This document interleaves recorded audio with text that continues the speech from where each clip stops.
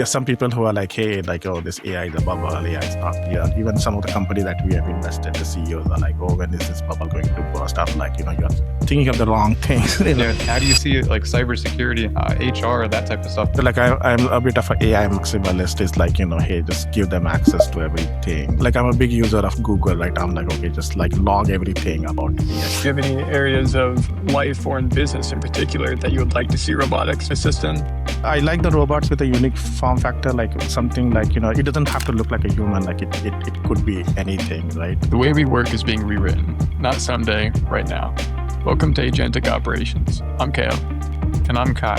This is where we dig into the philosophy of AI and talk to the people building automated systems that work with humans, not just around them. We do this by looking back at what worked and predicting 10 years out, all to better understand what's actually going on right now in real organizations with real stakes. Now let's get back to the episode. All right, so today we have Pramod. Pramod, you started your career as an engineer over at Sun Microsystems. You went into a role of product management over to VMware doing their capital strategy, and then now onto VC. You're the self-proclaimed forward-deployed investor. You also had parents and family who were all engineers. How did that shape your investing and evaluating technology strategy? Sure. First of all, thanks a lot for having me.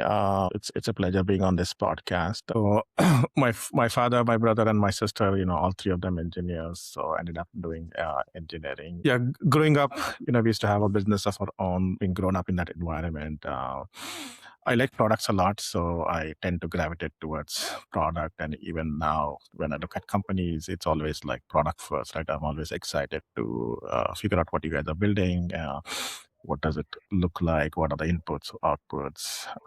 Yeah, pleasure to be on this podcast. Yeah, that's awesome. You've spoken about leaving corporate originally due to the downtime, the decision making on what is important within the company, the wasted time and the inefficiencies. Is that something that, as you've gone into VC, that you look for in a company? Yeah, I think I think the decision making is very important. Jeff Bezos talks a lot about, decisions that can be like you can reverse the decisions. Like it's important to make decisions quickly, and you can always, go back and figure out you made the wrong decision, but it's always important to make the decision and go. For that you need, like what we look for in the startup companies is leadership skills, right? So leadership skill is like basically somebody who has the guts and has the skills to make a decision, right? If the person is not making a decision, if the person wants a lot of data, wants to wait around, is not comfortable taking a risk. For a startup, actually, that's really, really bad. It becomes worse in large companies. But large companies, a lot of times, they have so much, inertia. I mean, they have so much like customer base and stickiness. So sometimes for big companies, the decision making is not that not that harmful, like in short term, but in a startup, it can really make or break the company, right? So I always keep telling my founders, it's just like decision. Like every week, you have to make a decision and move on. Yeah, that's a good dichotomy to draw. In corporate, sometimes it's hard to make the big decisions and tend to make the safe decisions. Whereas as a founder, you're going to be making hard decision after hard decision that might sink your ship the very next week, or might take you to the next level. So yeah, and also what happens is like when you delay the decision for a while, you end up making tactical decisions. And a lot of founders, some founders, they love to be in that spot. It's like, hey, I'm running out of cash. Let me just go raise something from somewhere. But that's a problem when you delay the decisions and you end up doing tactical decisions. So the idea is to make decisions very early on. Yeah, and the importance, like you mentioned earlier as well, seems like you're placing a lot of priority into the teams themselves, into the people, into the characteristics, because it's likely that it's a decision is going to cause you to pivot as a startup. Is that kind of the mentality that you're going with here? Yeah, I think as a startup, you're figuring out the team, right? So a lot of time, people are not going to work out at all, right? So instead of spending too much time and going through the interview process, you look for like what's important for you and you move on, right? And so that's like on the team side, right? On the on the product side also, you don't know yet what's going to work out, right? You need to be very, very flexible in changing the product, right? And the same thing with the customers, with investors also. You need to be very flexible. You need to change according to the circumstances, right? So I would say like the founders that end up doing really, really well is the guys who are like, they know that change is constant. Like I need to constantly evaluate things and but keep on making decisions. But I mean, that's the whole thing with change and decisions, right? Like once you make a decision, either it's a right change or the wrong change, right? So the changes and the decisions go hand in hand, and the change is very, very important for a startup. There's often this conception of small companies being able to move fast, make decisions fast, and large companies making decisions slow, moving slow.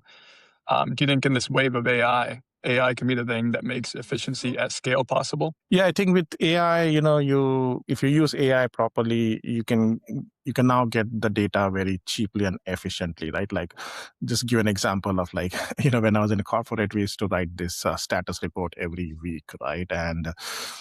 And after like a few months, we went and asked our boss, like, hey, what do you do with the reports? And he's like, oh, I don't do anything. I just like send it to someone higher up the chain. And we used to spend so much time actually writing those reports, right? But again, I think the problem there was really, he just didn't have the bandwidth and he just didn't care about everything, right? So if there was AI and if you could just write a prompt saying, hey, tell me one important deliverable that Pramod did, or what is his obstacle, and if you get like a very small summary that to act upon, he would probably act upon that, right? And then for me also, literally I would just go through my calendar and like look at like things that I did, events that I did, and if there was an AI to just summarize saying that, hey, I met with like 10 companies this week, or I was in and so and so, and then also like go get some summary from the document that I created, then my report also becomes much easier to write. Yeah, I've been seeing a growing trend of people getting their like meeting notes, getting their documentation, putting it all into their knowledge base. And I've even seen like OpenClaw, for example, along with Obsidian, just mapping out people's entire brain more or less to be a sounding board of ideas. What's your mindset towards the future of AI in the workplace as far as like the AI co-pilot for the manager and for the employee, and kind of like Erkang is doing at Ariso now, previous founder of Jupiter One? He's going out and starting this new AI co-pilot basically for each employee in the organization that acts as a coach, a mentor, and so on. How do you see the enterprise space looking in the future there? Yeah, I think it's important to, and I think what he's doing is it's kind of a combination of a productivity plus like a coaching, mentoring coach. I think it's, I like, when I was working at corporates, I always thought that it's important to have a mentor like that. And unfortunately, what happens in a company, like you think of your manager as your mentor, but your manager also evaluates you. So you can't really look upon that person as a mentor. So you need somebody to mentor you. So, and then what he's doing is really good. Like, you could ask some simple questions like, hey, like I'm having this discussion debate with this person, what should I do? And if the coach can help you with that, or, anything about performance related, like, hey, is this something yeah, I feel like I think everybody, fast forward like a few years, everybody has to use a bunch of co-pilots, right? Everybody will have like I would say like a therapy coach, like a physical fitness coach, like a ongoing learning coach, social media coach, like that, right? So I think it's in the right directions. Some of it comes from like Amazon has a like really good system internally where every week or so they ask questions to the employees like, hey, how are you feeling right now? Like, do you agree with your manager? You're not agree. So a lot of times what happens is things come out early enough. And also with AI also, it's like, if it's like safe and if you feel safe talking to an AI, I think some of the issues get resolved quickly rather than just bubbling up. Yeah, that is extremely fascinating, and something I've been thinking about too is what you wouldn't say to someone else, you might say to the agent, and that creates this sentiment in the workplace towards a person, towards the company. Yeah, how do you see it, like cybersecurity, HR, that type of stuff? Yeah, I mean, I think you must have seen like this OpenClaw thing, right? Like it gives you gives this agent access to your directories, everything, right? So on one side, like I'm a bit of an AI maximalist. It's like, hey, just give them access to everything. Like I'm a big user of Google, right? I'm like, okay, just like log everything about me. I don't care. Like if it improves my life, do that, right? Some people think that is weird, right? So, but on the other hand, like you mentioned cybersecurity, right? Like if the agent gets hacked or something and it starts like siphoning money or like data out of my system. So I think we have to be a bit careful about like the cybersecurity risk versus productivity. That's fascinating. Yeah, you mentioned that trust piece of it. That's something I've seen a lot. Is as people are incorporating AI agents into more and more things, like you said, coaches. You can have an AI assistant health coach, fitness coach. It's just even specific to like running, golfing, whatever it might be that you enjoy doing, having the coach to be there and assist you.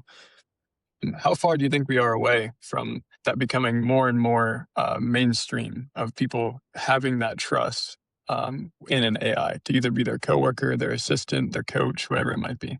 I think we are there yet. Fortunately or unfortunately, like if you look at one of the leading use case of ChatGPT is like therapy. Right? Like the people who need help right now, they tend to like go talk to the bot, and the bot is very agreeable, right? I think how soon like a normal person starts like discussing their emotions and all of that is questionable. But I was just talking to someone the other day, is like particularly in therapy, right? Like the good therapists, they can see you like once a month or so, and they don't need to see you because things don't change. But between those meetings, if you have like a therapy bot that you can chat and the person can ask you like, hey, what did you do today? What happened today? I feel like it goes a long way. Same thing with like professional skills also, right? Like let's just say you want to learn some professional skills, like you want to get into management, or you want to learn something about finance or some other field. If there was an agent that just kept on feeding you on a regular basis, I feel like that is going to be really, really powerful. Do you think the adoption in the corporate space will be significantly slower? Yeah, I think it's going to be like two different worlds, right? I think you really need a need a management that can just go and like what they call as a burning the ships, right? Like just going and saying that, hey, look, I just like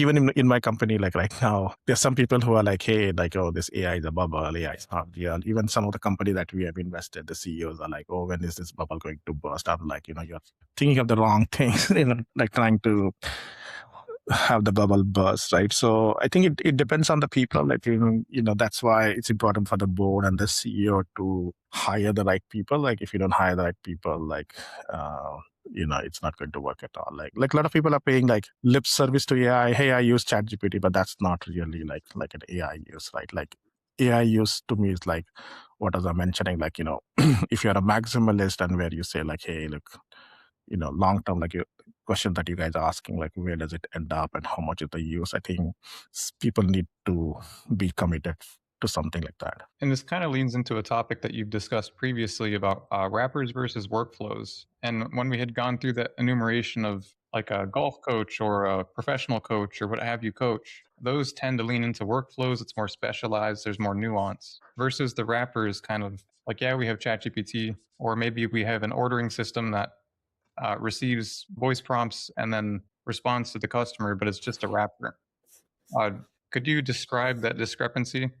And if you believe that like the workflow is the future, the wrapper is the future, where the value is here? Yeah, I think rappers have like a bad meaning that people think like they're nothing. I feel like I think both rappers and like deep agents and workflows have their own usage. I think the rappers are very useful where you need to use the power of LLM right away. Like for example, like synthesizing your email, and I use that a lot. Like if there's a huge like a thread of emails, instead of reading every email, like you just look at the summary, right? So that's like a good example of a wrapper. And I would rather keep it as a wrapper because as the LLMs change, as the LLM becomes more powerful, you can see more and more value. You don't want something wrap around it or something like for example, like even this note-taking tools, right? Like they're wrappers, and you see some of the note-taking tools, they have a lot of other stuff in it, but as the models change, the user experience actually goes down. But if you just feed the LLM right away, it's much better output, right? So I feel like wrappers have the place where you're using the raw power of LLMs, and then you have this deep agents that basically use the reasoning power of LLMs to get other stuff done, right? Like you need to do like a loan document or like a compliance work. You can use it